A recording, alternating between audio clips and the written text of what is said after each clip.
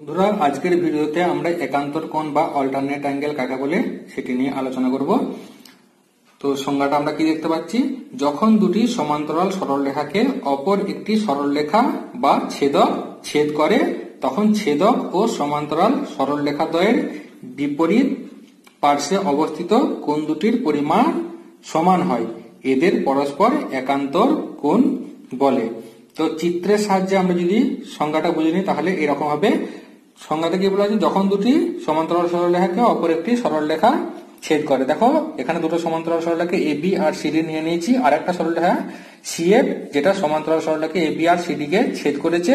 তাহলে কি বলেছে, ছেদক ও সমান্তরাল সরলরেখার বিপরীত দিকে অবস্থিত কোণ। ছেদক সিএফ সমান্তরাল সরলরেখা এবি আর সিডি এর বিপরীত দিকে অবস্থিত কোণ কে কে হবে?